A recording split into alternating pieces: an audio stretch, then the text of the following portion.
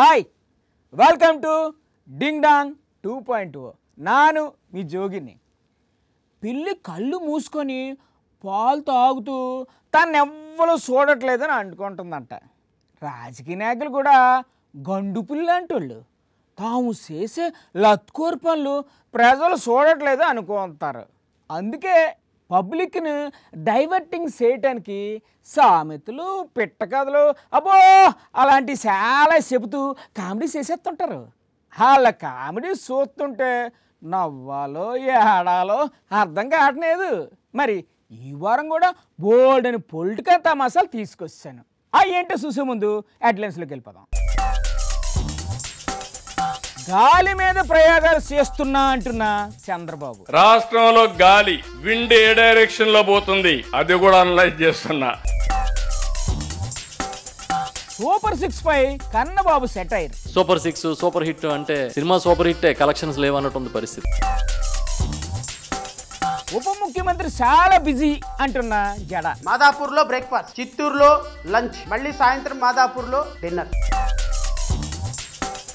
2 ఇంజిన్లు చెడిపోయాయి అంటున్న తాటిపత్తి. ఈ రాష్ట్రంలో నడుస్తుంది డబుల్ ఇంజిన్ సర్కార్ కాదు, ట్రబుల్ ఇంజిన్ సర్కార్. చీరల పంపిణీ సందర్భంగా సీఎం రేవంత్ రెడ్డి జోకులు. మంత్రుల భార్యల కంటులు కానీ పంపిస్తే వీళ్ళు కట్టుకునేటట్టున్నారు. తెలంగాణలో సాగుతున్నది ఏంటో వివరించిన బండి. తెలంగాణ రాష్ట్రంలో ఆర్కే పాలన సాగుతున్నది. బీచ్ లో ఎంజాయ్ చేస్తున్న తిరకాసు. ఎప్పుడు ఏదో ఒక టెక్నాలజీ కనిపెట్టడంలో బాబు గారు బిజీగా ఉంటారు. ప్రస్తుతం తాను గాలి మీద ప్రయోగాలు చేస్తున్నానని, అది సక్సెస్ అయితే పురుగులను ఎంటాడి ఏటాడి చంపేస్తానని చెప్పారు. నమస్కారం సార్. ఏంటి సార్ చెట్టు కింద పెట్టారు మీటింగ్? చెట్టు కింద ఆహ్లాదకరమైన వాతావరణంలో. అవును సార్, చెట్టు కింద వాతావరణం ఎంత బాగుంటుందో. ఇక్కడ ఉంటే ఆక్సిజన్ కూడా మంచి ఆక్సిజన్ వస్తుంది. అవునవును, అటు మీటింగ్ అయినట్టు ఉంటది, ఇటు స్వచ్ఛమైన ఆక్సిజన్ పీల్చుకున్నట్టు ఉంటది. సరే, ముందు ఆ శ్లోకం చదివేస్తే తర్వాత ఇతర విషయాలు మాట్లాడుకోవచ్చు. సూపర్ 6 సూపర్ హిట్ చేశావని మీ అందరికి విజ్ఞప్తి చేస్తున్నా. శ్లోకం చదివేశారు కదా, ఇక ఇప్పుడు అసలు ఈ మీటింగ్ ఎందుకు పెట్టారు చెప్పండి. ఈ రోజు ఇక్కడ చెట్టు కింద కూర్చున్నారు రైతులు. మీరు చెట్టు కింద మీటింగ్ పెట్టారు కాబట్టి వాళ్ళు కూడా వచ్చి చెట్టు కింద కూకున్నారు. సెల్ ఫోన్ చేతుల్లో పెట్టుకున్నారు. ఇప్పుడు మనం అందరం కూడా బ్రహ్మాండంగా టెక్నాలజీ ఏజ్ లో ముందుకు పోతున్నాం. చల్లకొచ్చి ముందు దాస్తారు ఎందుకు సార్? ఆ టెక్నాలజీ పితామహుడు కూడా ఎవరో చెప్పండి ముందు. నేనే టెక్నాలజీ ప్రమోట్ చేశాను. అది ఇప్పుడు మీరు అలా గుర్తు చేయకపోతే పబ్లిక్ మర్చిపోతారు సార్. అన్నట్టు ఈ వారం కొత్తవి ఏమి కనిపెట్టారు సార్? రాష్ట్రంలో గాలి. గాలి ఏం చేస్తారు గాలిని? విండ్ ఏ డైరెక్షన్ లో పోతుంది, ఏంటి ఆ విండ్ క్వాలిటీ ఏంటి, అందులో తెగులు ఏమేమి ఉన్నాయి, గాలిలో తెగులా, అది ఎంత దూరం ప్రయాణం చేస్తుంది, ఏ పంట మీదకి వస్తుంది, అది కూడా అనలైజ్ చేస్తున్నా. అబ్బబ్బబ్బబ్బా, ఏం ఐడియా సార్ మీది. అందరూ నన్ను 420 కూడా అన్నారు, పనికిరానోడు అన్నారు. ఎప్పటికీ అలాగే అంటున్నారు సార్ కొంతమంది. ఈ రోజు మీరు చూడండి, ఫోన్ లేని ఉన్నారా? ఎవ్వరూ లేరండి. భార్య భర్త లేకపోయినా కొంచెంసేపు ఉంటుంది, భర్త భార్య లేకపోయినా కాసేపు ఉంటుంది, కానీ సెల్ ఫోన్ మాత్రం అందరికి కావాలా. టెలిఫోన్ లేకుండా నిమిషం సేపు గడిచే పరిస్థితి కూడా ఎవరికి లేదు సార్. ఇప్పుడు ఇంకొకటి ఉంది, ఏంటది? ఇది కూడా పెద్ద ప్రాబ్లం, దాన్ని కూడా పరిష్కారం చేయాలి. మీరు తలుసుకుంటే ఎంత ప్రాబ్లం అయినా సరే పరిష్కారం అయిపోతుంది సార్. అదేంటో చెప్పండి ముందు. అన్ని సెల్ ఫోన్ లో మెసేజ్లు అయిపోయినాయి. అవును సార్, నా ఫోన్ నిండా మెసేజ్లే, డిలీట్ చెయ్యలేక సత్తన్నాను. వ్యక్తిగతంగా కరవడమే మానేస్తున్నారు భార్య భర్త కూడా. దీని అంతటికి కారణం మీరే సార్. ఆ రోజుగాన మీరు సెల్ ఫోన్ కనిపెట్టకపోయి ఉంటే ఇప్పుడు భార్య భర్తలు చక్కగా కలిసి కాపురం చేసుకునే వాళ్ళు కదా సార్. మనం అందరం అనుకుంటే ఈ రోజు చెట్టు కింద కూర్చున్నాం. మనం ఆవు కదలాగా మళ్ళీ చెట్టు దగ్గరికి వెళ్ళిపోయారా? బుద్ధుడు కూడా చెట్టు కిందనే మంచి ఆలోచన వచ్చింది. మీరు కూడా అప్పుడప్పుడు చెట్టు కింద కూకోండి సార్. ఏదో ఒక నాటికి మీరు కూడా బుద్ధిటంతటి గొప్పవారు అవుతారు సార్. బాబు గారు దేన్ని వదలడం లేదు. ఎక్కడ ఏది కనపడినా అది నేనే ఇది నేనే అని పాట పాడడం ఆయనకు అలవాటు అయిపోయిందని అంటున్నారు కన్నబాబు గారు. కన్నబాబు గారు సెట్ కింద బాబు గారు స్పీచ్ ఉన్నారా మీరు? చాలా చిత్రం. ఏంటా చిత్రం? చంద్రబాబు నాయుడు గారు మాట్లాడుతూ ఉన్నారు, ఏదో పథకాన్ని అక్కడ ప్రారంభిస్తున్నారు కదా, చూద్దాము అని చూస్తుంటే ఆయన ఏం మాట్లాడుతూ ఉన్నారు, అసలు ఏం చెప్పాలనుకుంటున్నారు మనకేం అర్థం కాదు. అది అర్థం కావాలంటే మినిమంలో మినిమం PhD చేసి ఉండాలి సార్. మళ్ళంటే వాళ్ళకి అర్థం కాదు. అది నేనే ఇది నేనే అని పాట ఉంది కదా, అలాగా ఏది ముట్టుకున్నా నేనే నేనే నేనే. ఏం చేస్తా సార్, అలా అలవాటు అయిపోయినది బాబు గారికి. ఆ చెట్టు కింద రచ్చబండ దగ్గర కూర్చుని రైతులతో చెప్తాడు ఆయన. ఏం చెప్తున్నారు? మీరందరూ ఫోన్లో చూసుకోండి, మీకు డబ్బులు పడిన మెసేజ్ వచ్చిందా లేదా, నేనే చేశాను ఇది టెక్నాలజీ వాడి అని చెప్తున్నాడు. నువ్వు చేసావా? మరి ఎవరు చేశారు? మరి 2019-24 మధ్య ఎవరు చేశారు? ఎవరు చేసినా ఆయన అకౌంట్ లో వేసేసుకుంటారు. ఆ రోజు మీరు ఏం చెప్పారు? బటన్ నొక్కడం పెద్ద గొప్ప, ఎవడైనా నొక్కుతాడని చెప్పారు. అవును సార్, అందులో గొప్పేట ఉంది. మూలనున్న ముసలమ్మ కూడా బటన్ నొక్కుతుందని చెప్పి ఎక్సెక్కలాడారు. ఇప్పుడు ఏం చెప్తున్నారు? ఆ బటన్ నొక్కడం అనేది మీరే కనిపెట్టినట్టుగా చెప్తున్నారు. ఏంటి ఆ బటన్ కూడా ఆయన అకౌంట్ అని వేసేసుకున్నారా? అమ్మో, ఎంతసేపు కళ్ళబొల్లి కబుర్లు, అబద్ధాలు, అబోత కల్పనలు. అదంతా ఎవరు నమ్ముతారు సార్? అటు ఇటు తబలా వాయించే జాకిర్ హుస్సేన్ లాంటి సొంత బాకాలు ఉన్నాయి కదా, అవి బాకాలు కాదు సార్, డీజేలు. చెవుల్లో నుండి రక్తాల కార్యాలు వాయించేస్తారు. అసలు ఈ రాష్ట్రంలో ఈ క్రాపే సక్రమంగా అమలు చేయని వాళ్ళు మీరు ఆర్టిఫిషియల్ ఇంటెలిజెన్స్ తీసుకొస్తారా? తీసుకొస్తారని చెప్తున్నారు కదా. తీసుకొచ్చి ఏం చేస్తారు? ఏదో ఒకటి చేస్తారులేండి. మీకెందుకు సార్? అవసరమైతే ఒక కొత్త ప్రపంచాన్ని సృష్టించేస్తారు. వాళ్ళు రైతులు అప్పుల గురించి మాట్లాడు స్వామి అంటే యాప్ల గురించి మాట్లాడుతున్నాడు ఈయన. అన్నట్టు ఆయన కొత్త టెక్నాలజీ గురించి చెప్పారు. నాకేటి అర్థం కాలేదు సార్, మీకేటైనా అర్థమైందా? డ్రోన్స్ లో ఒక కెమెరా పెట్టండి, ఆ కెమెరాలో ఏ మొక్క మీద పురుగుందో డైరెక్ట్ గా చూసి ఆ మొక్క మీద కొట్టాలి. అబ్బబ్బబ్బబ్బబ్బా, ఏమి టెక్నాలజీ సార్! ఇంకా ఏటెట్ చెప్పారు సార్ బాబు గారు. ఇది కాకుండా పురుగులు ఎటు నుంచి ఎటు ప్రయాణం చేస్తున్నాయో కూడా టెక్నాలజీతో కనిపెట్టి ఆ పురుగుల్ని కట్టడి చేసే కార్యక్రమం కూడా చేస్తాము. ఆహా, ఎంతైనా బాబు గారు ఐడియాలు సూపర్ సార్. ఒక సామెత ఉంది, ఏంటది? కొడుకులందరూ కలిసి రోజంతా పనిచేసి వచ్చి సాయంత్రం, రే అమ్మ నాన్న చాలా కష్టపడిపోతున్నారు, మనం ఎలాగైనా సరే పెద్ద బిల్డింగ్ కట్టాలి అంటే, కడదాం అన్నయ్య, ఎలా కడదాం, ఏ రంగు వేద్దాం అని మాట్లాడుకుంటారు రాత్రి అంతా. పొద్దున మళ్ళీ ఎవడ పనికి ఆడిపోతాడు. ఇప్పుడు ఈ సామెత ఎందుకు చెప్పినట్టు సార్? అలాగే ఈయన జనం మధ్యలోకి వెళ్ళినప్పుడు ఈ టెక్నాలజీ, మార్కెటింగ్, వ్యవసాయం, రైతు బాంధవుడు, ఇవన్నీ మాటలు మాట్లాడతారు. ఆ తర్వాత మళ్ళీ మామూలే, తెల్లారు లేచి. మీరు అసలు విషయం మర్చిపోయారు. సూపర్ 6 సూపర్ హిట్ అంట. సూపర్ 6 సూపర్ హిట్ అంటే సినిమా సూపర్ హిట్, కలెక్షన్స్ లేవన్నట్టుంది పరిస్థితి. అట్టర్ ఫ్లాప్ అయిపోయిన సినిమాకు సక్సెస్ మీట్లు పెట్టి పొగిడేసుకున్నట్టు ఆహా ఓహో అని ఎలివేషన్లు ఇవ్వడానికి ఎల్లో మీడియా ఉంది కదా సార్, అలా సాగుతుంది వాళ్ళకి. ఉప ముఖ్యమంత్రి పవన్ కళ్యాణ్ హెలికాప్టర్ వేసుకొని బెత్తాల కోసం ఎదుగుతున్నాడండి. ఒక మంచి బెత్తం దొరకగానే అనితా మేడం గారికి చెక్ పెట్టేసి హోంమంత్రి అయిపోతాడని పేరు నానిగారు చెప్తున్నారు.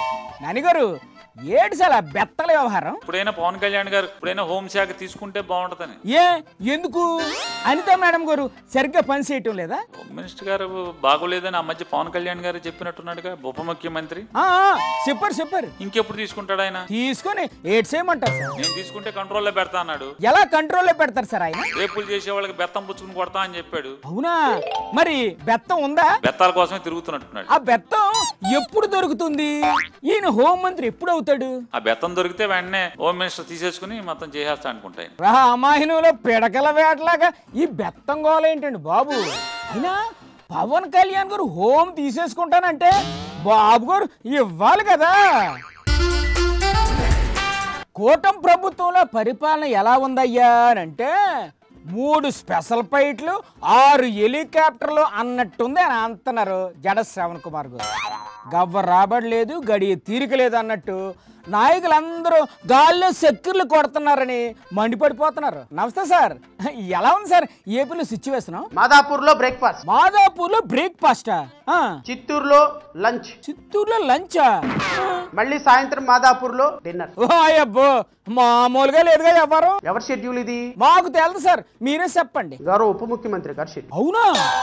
ఒకే రోజు అక్కడ ఇక్కడ ఎలా సాధ్యం సార్ ఇదంతా? మాదాపూర్లో నుంచి స్పెషల్ ఫ్లైట్ గన్నవరం, గన్నవరంలో నుంచి హెలికాప్టర్ చిత్తూరు, ఓహో చిత్తూరులో నుంచి మళ్ళీ గన్నవరానికి హెలికాప్టర్, అక్కడ నుంచి మళ్ళీ స్పెషల్ ఫ్లైట్ లో మాదాపూర్. బా, కాలు కింద పెట్టకుండా తిరుగుతున్నారన్నమాట. తిరగనివ్వండి సార్. ఉప ముఖ్యమంత్రి అన్నాక ఆ మాత్రం బిల్డప్ లేకపోతే ఎలాగా? ఉప ముఖ్యమంత్రి గారు రాజ్యాంగంలో లేని పోస్ట్ అది. అంటే ఆయనకు స్పెషల్ ట్రీట్మెంట్ ఏమీ ఉండదా? ఒక మంత్రికి ఏ స్థాయి ఉంటుందో ఉప ముఖ్యమంత్రి కూడా అదే స్థాయి ఉంటుంది. అంటే ఏంటి సార్, మామూలు మంత్రులు పవన్ కళ్యాణ్ గారు ఒకటే అంటారా మీరు? నో నో నో, మా ఒప్పుకో. మరి స్పెషల్ ఫ్లైట్లు మిగతా మంత్రులకు లేనప్పుడు ఉప ముఖ్యమంత్రి గారికి ఎందుకు ఉందండి? ఏం మాట్లాడుతున్నారు సార్? ఆయన ఏమైనా హెలికాప్టర్లు స్పెషల్ ఫ్లైట్లు ఎంజాయ్ చేస్తున్నారా ఏంటి? ప్రజలకు సేవ చేయడానికి అహోరాత్రులు తిరుగుతున్నారు. ఉప ముఖ్యమంత్రి వచ్చిన తర్వాత ఈ రాష్ట్రానికి జరిగిన ఒక మంచి పని చెప్పండి. అదేంటి సార్, అక్కడెక్కడో కొంతమందికి బల్బులు కొనిచ్చారంట కదా? 17 కుటుంబాలకి బల్బులు వచ్చినాయి, అది కూడా కేంద్ర ప్రభుత్వం ఇచ్చినటువంటి పథకం ద్వారా. అంతేగాని ఈ మహానుభావుడు చేసింది ఏమీ లేదు. ఏంటి సార్ ఇలాగైతే ఎలా సార్ మీతోని? అరుగో అక్కడ తాటిపర్తి చంద్రశేఖర్ గారు ఉన్నారు. నమస్కారం సార్, ఎలా ఉంది సార్ కూటమి సర్కారు పాలన? ఏమన్నా మాట్లాడితే డబుల్ ఇంజిన్ సర్కార్ అండి. మరి బాగా పనిచేస్తుందా డబల్ ఇంజిన్ సర్కారు? ఈ రాష్ట్రంలో నడుస్తుంది డబుల్ ఇంజిన్ సర్కార్ కాదు, ట్రబుల్ ఇంజిన్ సర్కార్. మీరు డబల్ ఇంజిన్ దగ్గరే ఆగిపోయారు. చిన్నబాబు గారు అయితే తమది ట్రిపుల్ ఇంజిన్ సర్కార్ అని కూడా చెప్పుకుంటున్నారు. ట్రిపుల్ ఇంజిన్లలో ట్రబుల్తో నడుస్తున్నటువంటి సర్కార్. నాకు తెలియక అడుగుతున్నాను సార్, ట్రిపుల్ ఇంజిన్ అంటే ఎవరు సార్? చంద్రబాబు నాయుడు గారు, లోకేష్ గారు, పవన్ కళ్యాణ్ గారు, ఈ 3 ట్రబుల్ ఇంజిన్లు. అంటే వాళ్ళ ఇంజిన్లు సరిగ్గా పనిచేయటం లేదా? విశాఖ ఉక్కులో పనిచేస్తున్నటువంటి ఉద్యోగుల్ని పని చేయకపోతే జీతాలు ఎలా ఇస్తారని అడిగారు కదా చంద్రబాబు గారు. అవును సార్, కూర్చోబెట్టి జీతాలు ఇవ్వాలా అని వాళ్ళ మీద ఫైర్ అయ్యారు సార్. అసలు పవన్ కళ్యాణ్ గారు చేస్తున్న పని ఏంది? అంటే ఏంటి సార్ మీ ఉద్దేశం? పని పాట లేకుండా ఆయన స్పెషల్ ఫ్లైట్లు తిరుగుతున్నారంటారా? ఆయనకి స్పెషల్ ఫ్లైట్ లేంది. స్పెషల్ ఫ్లైట్లే కాదు సార్, స్పెషల్ హెలికాప్టర్లు కూడా ఉన్నాయి. స్పెషల్ హెలికాప్టర్ లేంది. రాష్ట్రం అంతా తిరగడానికి మిలిటరీ ప్యాంట్లు వేసుకొని ఊర్ల మీద పడి తిరగడం ఏంటి? అలా తిరగాలంటే ఎంత ఓపిక ఉండాలో మీకు తెలుసా సార్? పొద్దున టిఫిన్ హైదరాబాద్ లో, మధ్యాహ్నం లంచ్ తాడేపల్లిలో, డిన్నర్ తిరుపతిలో. మరి ఎక్కడ పడుకుంటారు సార్? పడుకునేది హైదరాబాద్ లో. ప్రశాంతంగా ఓ చోట కూకొని తినటానికి కూడా టైం లేక అల్లాడిపోతుంటే మీరు ఎందుకు సార్ అలా ఆడిపోసుకుంటారు? ఎక్కడది ఇదంతా డబ్బు? ఇంకెవరిది? ప్రజలదే. మంత్రుల ఇళ్లకు చీరలు పంపిస్తా, డబ్బులు ఇవ్వకపోతే జీతంలోంచి కట్ చేస్తా అని వార్నింగ్ ఇచ్చారు సీఎం రేవంత్ రెడ్డి గారు. నమస్తే సార్, ఏదో కొత్త స్కీమ్ గురించి చెప్తున్నారు, ఏంటి సార్ అది? ఈనాడు తెలంగాణ ప్రభుత్వం ఆడబిడ్డలకు సారెబెట్టే ఉద్దేశంతో ఇందిరమ్మ చీరల పంపిణీ కార్యక్రమాన్ని చేపట్టడం జరిగింది. అంటే అందరికీ ఇస్తారా సార్ చీరలు? ప్రతి ఆడబిడ్డకు చీర చేర్చే బాధ్యత ఈ ప్రభుత్వం తీసుకుంటుంది. మా సీతక్క గారికి ఒక సూచన చేస్తున్నా. ఏంటి సార్ ఆ సూచన? మా సహచర మంత్రివర్గ సభ్యులు, రాజ్యసభ సభ్యులు, లోక్సభ సభ్యులు, శాసన మండలి సభ్యులు మా ఇందిరమ్మ చీరలు కట్టుకోవాలి. ఈ ఐడియా ఏదో చాలా బాగుంది సార్. మా ఐఏఎస్ ఐపీఎస్ అధికారులు కూడా ఇందిరమ్మ చీర కట్టుకొని ప్రజలందరికీ కనిపించే విధంగా బ్రాండ్ అంబాసిడర్లుగా మీరే ఉండాలి. Very good, very good, super. పేరు పేరున వాళ్ళందరికీ సీతక్క బాధ్యతగా చేర్చాలి. మరి మంత్రుల భార్యలకు లేవా సార్ చీరలు? వాళ్ళకి లేదు. మీ పక్కన ఉన్న మంత్రులు వాళ్ళ ఇంట్లో వాళ్ళకి కూడా చీరలు కావాలని అడుగుతున్నారు, కొంత పంపించండి సార్. మంత్రుల భార్యలకు అంటారు కానీ పంపిస్తే వీళ్ళు కట్టుకునేటట్టున్నారు. మీరు భలే కామెడీ చేసేస్తారండి బాబు. అయినా వాళ్ళు అంతగా బతిమాలుతుంటే పంపించవచ్చు కదా. సీతక్క అదనంగా మంత్రులు, ముఖ్యమంత్రి గారి కుటుంబాలకు కూడా ఒకవేళ చీరలు అందిస్తా అంటే నాకేం అభ్యంతరం లేదు. మరి ఇంకా ఇక్కడ రెవెన్యూ శాఖ మంత్రి గారు సూచన చేసిండ్రు, బానే ఉంది. ఏంటది? మంత్రులకు ఎమ్మెల్యేలకు పంపించేదానికి వాళ్ళ దగ్గర బిల్లులు వసూలు చేయమని. డబ్బులు ఎవరు కొంటారు సార్? కొనకపోయినా ప్యాకింగ్ పంపించేసి ఆ బిల్లు తెప్పించుకోక. ఇదే దౌర్జన్యం సార్. మీరు బలవంతంగా చీరలు ప్యాక్ చేసి మంత్రులు ఇళ్లకు పంపించిన వాళ్ళు డబ్బులు ఇవ్వకపోతే ఏం చేస్తారు? లేకపోతే నెల జీతాలలో వీళ్ళతో కోతలు విధిస్తా బ్యాంకులో చెప్పి. మీరు ఏం కట్ చేసుకోవాల్సిన అవసరం లేదు సార్. ఒక్కో చీరకు మీరు ఎంత బిల్లు వేసినా కట్టడానికి రెడీగా ఉన్నారు మంత్రులు. తక్కువ అంచనా వేస్తున్నారు మీరు వాళ్ళని. తెలంగాణలో నడిచేది కాంగ్రెస్ ప్రభుత్వం కాదు అని బాంబు పేల్చారు బండి సంజయ్ గారు. బీఆర్ఎస్ కాంగ్రెస్ కలిసి ఏం శాస్త్రం చెప్పుకొచ్చారు. నమస్కారం సార్, చెప్పండి. ప్రజా పాలన దినోత్సవాలు చెప్తారట. అవునవును, అయితే ఇప్పుడు ఏంటి? తెలంగాణ రైజింగ్ ఫెస్టివల్ అట. అయితే ఇప్పుడు మీరు ఏటంటారు సార్? తెలంగాణ ఎక్కడైనా అభివృద్ధి చెందిందానా? చెందలేదా? ఇలా కాంగ్రెస్ పార్టీ నాయకులకు సిగ్గుండాలి. ఎందుకు సార్ సిగ్గు? ఏ ముఖం పట్టుకొని చేస్తున్నారో నాకైతే ఇప్పటికీ అర్థం కాలే. చేయకపోతే చేయలేదంటారు, చేస్తే ఏ ముఖం పెట్టుకొని చేస్తున్నారని ఆడిపోసేసుకుంటున్నారు. ఎలా సార్ ఇలా అయితే మీతో? రాష్ట్ర ముఖ్యమంత్రి గారు సలహా ఇస్తున్నా, ఏదైనా ఒక మంచి ఐడియా ఉంటే ఇవ్వండి. తెలంగాణ రైజింగ్ డే పక్క పెట్టండి, తెలంగాణ డౌన్ ఫాల్ ఫెస్టివల్ చేసుకోండి. Down fall festival? శుభం పలకరా పెళ్లి కొడక అంటే పెళ్లి కూతురు ముక్కు అంకరా అన్నాడంట.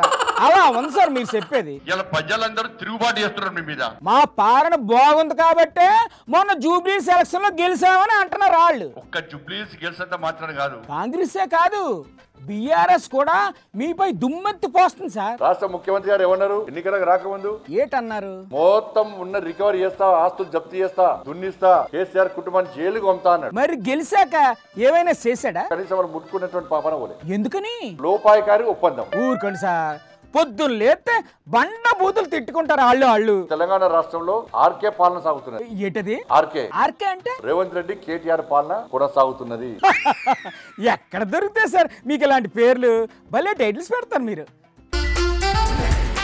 తెలంగాణలో ప్రభుత్వం పనితీరు చూస్తుంటే నవ్వాలో ఏడవాలో అర్థం కావట్లేదని అంటున్నారు హరీష్ రావు గారు.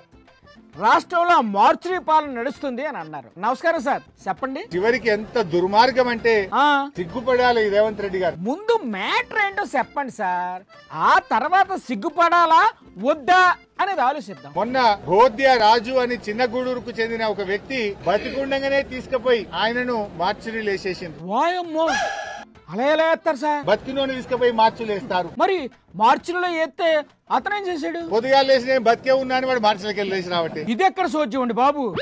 అది మార్చి అనుకున్నారా? మడత మంచాలు అతికిచ్చే లాడ్జింగ్ అనుకున్నారా? ఇయ్యాలంటి వరకు దాని మీద విచారణ లేదు, చర్యలు లేవు. ఎవరి మీద చర్యలు తీసుకోవాలా అని ఆలోచిస్తున్నారేమో సార్. బతికున్నోని మార్చులు లేసిన పాలన రేవంత్ పాలన ఎంత గొప్పగుంది ఆయన. This is too much. ఇప్పుడు చచ్చిపోయిన వాళ్ళకి కూడా ఇంకేం చేస్తారంటే చివరి దశలో బతికించడానికి సిపిఆర్ చేస్తారు. ఏమన్నా బతుకుతాడేమో అని తనలాడతారు. అవును సార్, సిపిఆర్ చేస్తే చాలా మంది బతుకుతారు కూడా. కానీ మీరు బతికిన వాళ్ళని తీసుకుపోయి మార్చులు వేసారు. పుట్టినవాడి గిట్టక తప్పదు అనుకుని ముందుగానే మార్చురీలో వేసేసారేమో సార్. ఈరోజు మా తిరకాస్ అనే ఏదో బ్రేకింగ్ న్యూస్ ఇస్తున్నాడు. ఏం న్యూస్ ఇస్తాడో చూద్దాం. ఇప్పుడు డాన్స్ రెడీ చేస్తున్నాడు. ఏయ్ ఇంక చాలు bro, come on, let's enjoy. Hello ఏటి ఏజేటి గేజేటి నువ్వు చేస్తున్న డాన్స్ ఏంటి, ఆ గెటప్ ఏదో బ్రేకింగ్ న్యూస్ ఉంది అని వెళ్ళావు, ఏటైంది? బ్రేకింగ్ న్యూస్ లేదు, బెండకాయ పులుసు లేదు.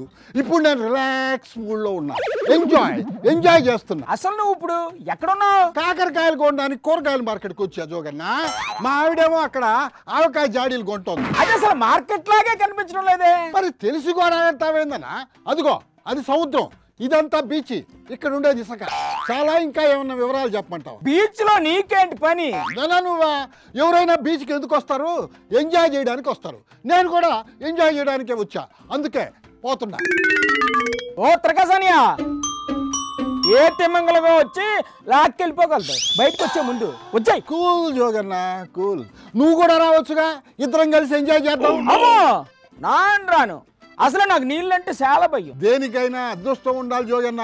ఎంచక్క బీచ్ లో కూర్చుని ఎదురుగా సముద్రంలోనే అల్లం చూస్తా, మధ్య మధ్యలో 2 స్విప్పులు లాగుతా, ఎంజాయ్ చేస్తుంటే అంతకంటే స్వర్గం ఏముంటదన్నా. ఎంజాయ్ చేయాలన్నా. నీ చేతిలో ఏంటి, టీయా కాఫీయా? అరే ఏందన్నా నువ్వా? పెళ్లిలో తదిన మాత్రాలు చదివినట్టుగా బీచ్ లో కూర్చొని ఎవరన్నా టీలు కాఫీలు తాగుతారా? ఇది నువ్వు అనుకున్నట్టుగా టీనో కాఫీనో కాదు, అంటే కిక్కు జోగన్నా, కిక్కు. అమ్మో అమ్మో, నువ్వు బాగా బరిదెగించేసా కసనియా. ఇందులో నా తప్పే ఉందన్నా. మా అయ్యన్న తాత ఆయన చెప్పిందే చేస్తుండా. అయ్యన్న తాత ఏం చెప్పాడు? ఏం చెప్పాడా? అయితే ఒకసారి అటు చూడు. బీచ్లో కొంచెం టీ తాగుతారండి. టీ తాగడానికి వస్తారండి ఎక్కడి నుంచో.